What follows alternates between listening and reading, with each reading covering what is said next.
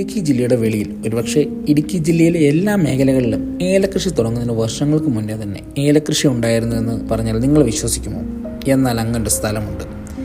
തിരുനെൽവേലിക്കടുത്ത് പാപനാശം എന്ന സ്ഥലത്ത് നിന്നും ഏകദേശം ഒരു 25 കിലോമീറ്റർ അകലെ താമരപരണി അണക്കെട്ടിന് മുകളിലായി ഏതാണ്ട് സമുദ്രനിരപ്പിൽ നിന്നും ഒരു 3000 മുതൽ 4000 അടി ഉയരത്തിൽ മുണ്ടൻ തുണൈ ടൈഗർ റിസർവിനോട് ചേർന്ന് പണ്ട് തിരുനെൽവേലി ഭരിച്ചിരുന്ന സിംഗപ്പെട്ടി രാജാവിൻ്റെ അധീനതയിലുള്ളതായിരുന്നു ഈ 900 ഏക്കർ ഏലത്തോട്ടം.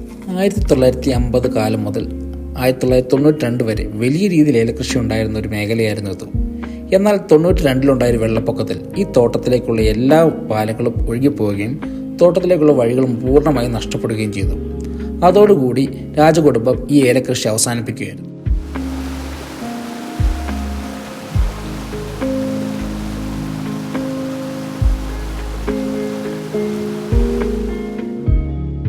ഞങ്ങളുടെ യാത്ര അബ്ബ സമുദ്രത്തിൽ നിന്ന് തുടങ്ങി 25 കിലോമീറ്റർ അകലെ മുതലമട ടൈഗർ റിസർവിലൂടെ കയറി ഏകദേശം 8000 ഏക്കറോളം വരുന്ന രാജകുടുംബത്തിന് അധീനതയിലുള്ള തോട്ടത്തിൽ പ്രവേശിച്ചു.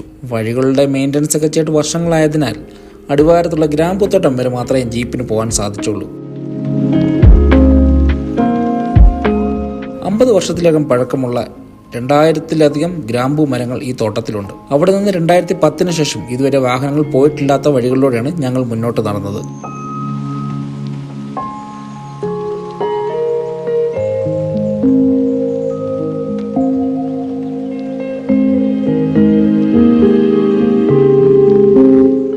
വഴികളിലെല്ലാം തന്നെ കാട്ടാന പോയതിൻ്റെ സർവ്വ ലക്ഷണങ്ങൾ കാണാൻ സാധിക്കുമായിരുന്നു. ഗ്രാമ്പൂ തോട്ടത്തിന് ശേഷം നേരത്തെ കാപ്പി കൃഷി ചെയ്ത തോട്ടത്തിലേക്കാണ് ഞങ്ങൾ എത്തിയത്. അവിടെ നിന്ന് മുന്നോട്ട് നടക്കുമ്പോൾ പഴയ വഴിയോട് ചേർന്ന് ഇതുവരെ നശിച്ചു പോകാത്ത ഏലച്ചെടിയുടെ ബാക്കി പത്രങ്ങൾ കാണാം. അടിക്കാടുകൾ ഒരുപാട് വളർന്നുകൊണ്ടാണെന്ന് തോന്നുന്നു തോട്ടത്തിൽ അധികം ചെടികൾ കാണാൻ സാധിച്ചില്ല. എന്നാൽ അല്പം സൂര്യപ്രകാശം ലഭിക്കുന്ന വഴികളിലൂടെ പോകുമ്പോൾ ഇരുവശങ്ങളിലും ഏലച്ചെടികൾ വളർന്നു നിൽപ്പുണ്ട്. ഹൈറേഞ്ചിലെ മലനിരകൾ കാണുന്ന പോലെ തന്നെ ചെടികൾ ഇവിടെ കായ്ച്ചിട്ടുമുണ്ട്.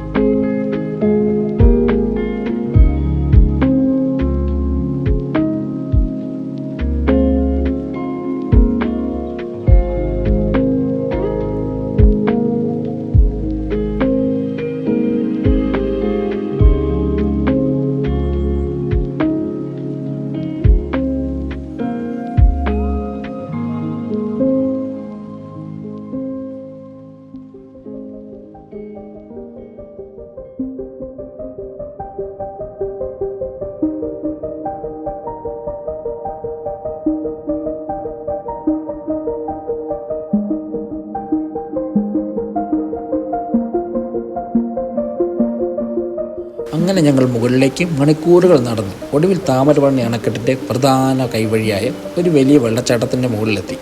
അപ്പോൾ തന്നെ സമയം ഏകദേശം 4 മണിയായിരുന്നു. കയ്യിൽ കരുതിയിരുന്ന ഭക്ഷണം ഞങ്ങൾ അവിടെ വെച്ച് കഴിച്ചു. വഴിയിലുടനീളം ചെറുവട്ടകൾ ഷൂവിലും കാലും എല്ലാം കയറിയിരുന്നു. എന്നാൽ ഡെറ്റോൾ കാലിൽ പുരട്ടിയത് കൊണ്ട് അധികം അട്ടകടി ഏൽക്കേണ്ടി വന്നില്ല. ഈ ആറിൻ്റെ മുകളിലായി പണ്ട് ഏലക്ക സൂക്ഷിച്ചിരുന്നൊരു സ്റ്റോർ ഉണ്ടെന്ന് ഇവർ പറയുകയുണ്ടായി. പക്ഷെ മുന്നോട്ട് ഒരുപാട് നോക്കിയെങ്കിലും ഞങ്ങൾക്കത് കാണാൻ സാധിച്ചില്ല. സമയം വളരെ വൈകിയതുകൊണ്ട് ഞങ്ങൾ പതിയെ ജീപ്പിൻ്റെ അരികിലേക്ക് തിരികെ നടക്കാൻ തുടങ്ങി.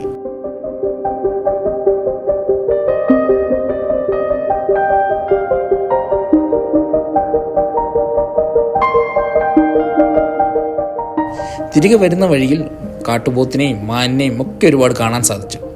പഴയ ഏലത്തോട്ടം അന്വേഷിച്ച് പോയതെങ്കിലും തേക്കടി വനത്തിലൂടെ ഒരു ട്രക്കിംഗ് നടത്തിയ അനുഭവമായിരുന്നു ഞങ്ങൾക്കുണ്ടായിരുന്നത്.